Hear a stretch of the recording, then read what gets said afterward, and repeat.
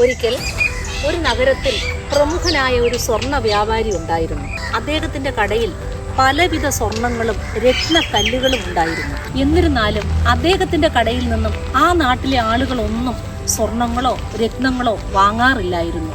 ഇക്കാരണത്താൽ അദ്ദേഹം എപ്പോഴും ദുഃഖിതനായി കാണപ്പെട്ടു. ഒരിക്കൽ ഒരു ഭിക്ഷക്കാരൻ ഭിക്ഷ യാചിച്ചുകൊണ്ട് അദ്ദേഹത്തിന്റെ കടയിലേക്ക് വന്നു. വളരെ വിഷാദത്തിലിരിക്കുന്ന വ്യാപാരിയുടെ നേരെ അദ്ദേഹത്തിന്റെ കൈകൾ നീട്ടി.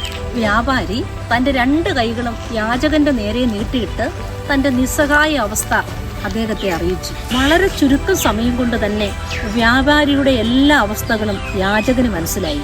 യാചകൻ തന്റെ മുഷിഞ്ഞ വസ്ത്രത്തിന്റെ അഗ്രം പിടിച്ചുകൊണ്ട് വ്യാപാരിയുടെ ഗ്ലാസുകൾ 4 ഭാഗം വൃത്തിയാക്കുവാൻ തുടങ്ങി. സൂര്യപ്രകാശം 4 സൈഡിൽ നിന്നും കടയുടെ അകത്തേക്ക് കയറാൻ തുടങ്ങി.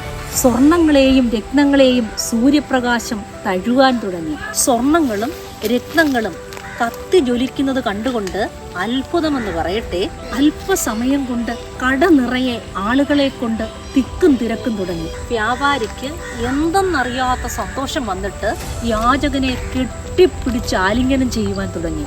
ഈ ഒരു ചെറിയ കഥയിൽ നിന്നും നാം മനസ്സിലാക്കേണ്ടത്, ഈ രത്നത്തെയും സ്വർണത്തെയും പോലെ തന്നെ നമ്മുടെ ജീവിതത്തിലും അനേകം കഴിവുകൾ ഒളിഞ്ഞു കിടപ്പുണ്ട്.